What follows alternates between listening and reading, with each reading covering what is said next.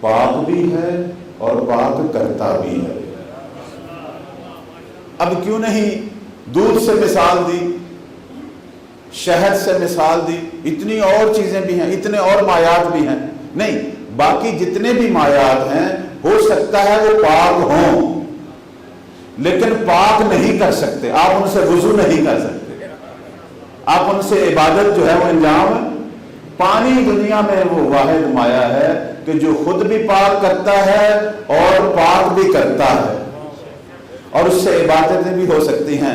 تو معصومین جو ہیں اور ہمارے ائمہ یہ طاہر بھی ہیں اور مطہر بھی ہیں، یہ پاک بھی ہیں، معصوم بھی ہیں، اور اگر کوئی گناہ گار ان کی طرف متوسل ہو جائے اس کو بھی گناہوں سے نکال کر پاکیوں کی راہ کی طرف لے آتے ہیں۔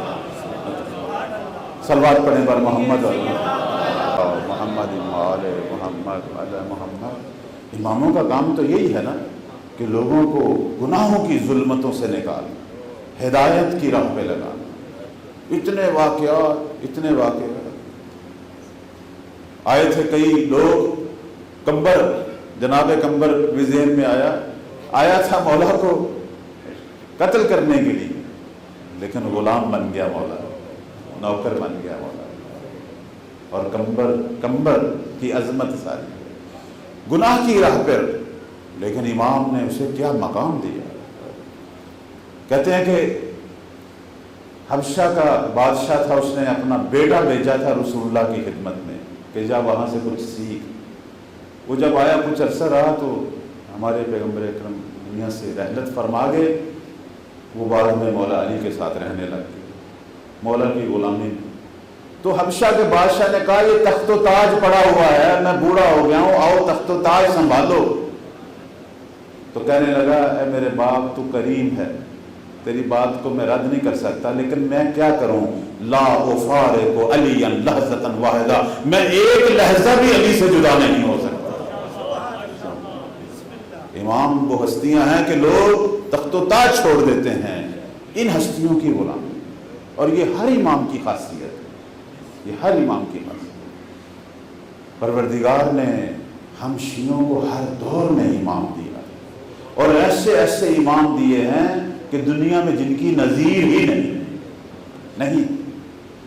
اگر کوئی باب العلم ہے تو وہ بھی ہمیں عطا ہوا، اگر کوئی سید الساجدین ہے تو وہ بھی ہمیں عطا ہوا، اگر کوئی سید الشہداء ہے وہ بھی عطا ہوا ہے، اور جس سے علم کے چشمے پھوٹے ہیں وہ بھی ہمیں عطا ہوا، یعنی جن کی نظیر ہی نہیں۔ اب ہمیں یہ چاہیے کہ ان کے فرامین سے استفادہ کریں، ان سے فیض لیں۔ تو عرض یہ کہہ رہا تھا کہ پانی کی دوسری تشبیہ تو یہ ہوگی۔ تیسری تشبیہ کیا ہے؟ یہ جو امام غائب سے تشبیہ دی گئی پانی کی، تیسری تشبیہ جو ہے وہ یہ ہے کہ پانی دنیا میں ہر جگہ مل جائے گا۔ آپ دنیا میں جس جگہ بھی جاؤ، ہو سکتا ہے کوئی اور چیز ملے یا نہ ملے، لیکن پانی دنیا میں تم جہاں بھی جاؤ، کوئی اور ملے نہ ملے، امام ضرور ملے۔ اللہ نے اماموں کو بھی یہ طاقت دی ہے کہ دنیا کہ میں جہاں وہ چاہیں، جس لحظے چاہیں وہ جا سکتے ہیں۔ یہ خدائی طاقتیں ہیں، یہ وہ علوم ہیں جو پروردگار نے وہ کمالات دی ہیں۔ اب یہاں ایک چھوٹا سا واقعہ میرے ذہن میں آیا، اور یہ سچا واقعہ ہے۔ بہت بڑے مجتہد گزرے ہیں، آیت اللہ عبد الکریم کشمیری، البتہ وہ کشمیر سے تھے اور نجف اور ایران کی بہت بڑی ہستی تھے، صاحب علم، صاحب عرفان۔ کہنے لگے کہ ایک دفعہ میں ہندوستان کا سفر کر رہا تھا تو مجھے وہاں ایک سادھو بابا نظر آیا جس کے گرد لوگ کھڑے تھے گھیرا باندھ کے۔ تو میں نے پوچھا یہ سادھو بابا کیا کرتا ہے؟ انہوں نے کہا جی اگر آپ کا کوئی بندہ گم ہو گیا ہے، آپ اس کا نام اور اس کی والدہ کا نام بتائیں، یہ آپ کو بتا دے گا۔ یہ بتا دے گا کہ وہ بندہ کہاں ہے، یہ بھی بتائے گا کہ وہ زندہ ہے یا مردہ۔ یہ اس کی ریاضتوں کا دیکھیں نا، یہ ہمارے پروردگار کا نظام ہے، یہ اللہ کی عدالت ہے۔ کوئی کسی بھی دین پر ہو اگر ریاضت کرتا ہے، اپنی خواہشات کو چھوڑتا ہے، خدا اسے اس کا اجر ضرور دیتا ہے۔ اس کا مطلب یہ نہیں ہے کہ کوئی ہندو مذہب کی حقانیت کی گفتگو ہو رہی ہے، کوئی عیسائی مذہب کی نہیں، جس مذہب سے بھی تعلق رکھتے ہو، لیکن اگر خدا کی خاطر خواہشات نفسانی کو چھوڑو، ریاستیں کرو، خدا اسے دنیا میں اجر دیتا ہے۔ خدا نے تو ابلیس کو بھی دنیا میں اجر دیا ہوگا۔ خدا کسی کی عبادت کو ضائع، ہاں ہم جو کہتے ہیں ایمان سے توسل کر، دین اسلام پر عمل کر، وہ اس لیے کہ بات صرف دنیا کی نہیں ہے، آخرت کی بھی ہے۔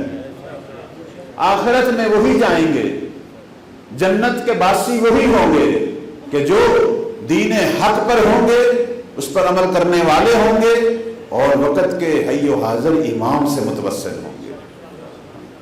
لیکن اگر کوئی کسی بھی مذہب پر ہے تو کرامتیں یا ایسی چیزیں ہو سکتی ہیں، اس کا انکار نہیں ہم کر سکتے، وہ اس کی محنت ہے۔ جس طرح کوئی آدمی ڈاکٹر بنتا ہے، وہ کہتے ہیں جی اس کے ہاتھ میں شفا ہے، ہوتا وہ مسیحی ہے، انگریز ہے، تو کوئی بات نہیں، اس نے محنت کی ہے، محنت کی، اور خدا کسی کی محنت کو ضائع نہیں کرتا، یہ کوئی بات نہیں، ہو سکتا ہے، کیوں نہیں ہو سکتا۔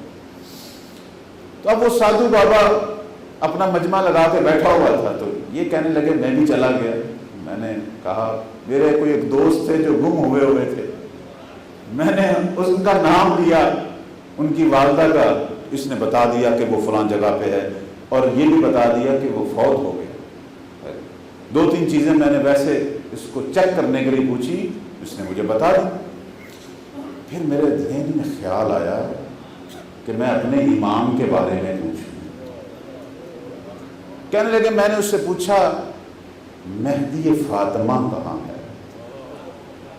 مہدی ابن فاطمہ۔ اس نے اپنا کوئی حساب کتاب شروع کیا، کہنے لگا ایسا کوئی بندہ موجود نہیں ہے۔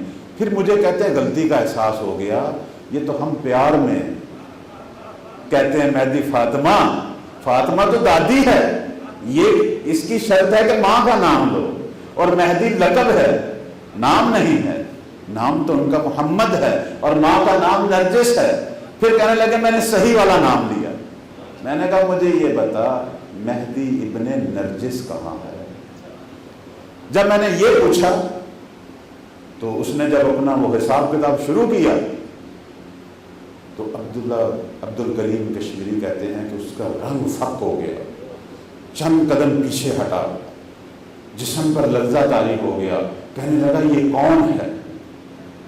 تو میں نے، عبد الکریم کشمیری کہتے ہیں میری آنکھوں سے آنسو آ گئے، کہنے لگے یہ ہمارے امام ہیں۔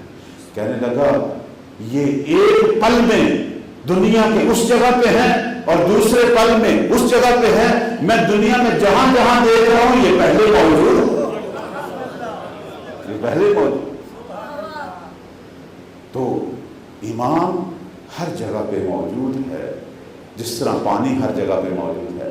لیکن پھر بھی میں یہاں ایک تصحیح کرواؤں گا، وہ یہ ہے، یہ کبھی بھی نہ سوچیں کہ جس طرح خدا ہر جگہ موجود ہے امام اس طرح ہر جگہ موجود ہے، نہیں، خدا تو ہمیشہ ہے، وہ منتقل نہیں ہوتا، وہ جاتا نہیں ہے، وہ الزول ہے، هو الظاہر هو الباطن، وہ ہر جگہ ہے، اس سے تو کوئی چیز خالی ہی نہیں ہے، وہ سب جگہ پہ حاضر و ناظر ہے، وہ ہمارے اندر بھی ہے، ہمارے باہر بھی ہے۔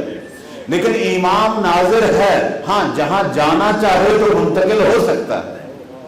ہاں تو یہ تھوڑی سی تصحیح ہونی چاہیے۔ صلوات پڑھیں۔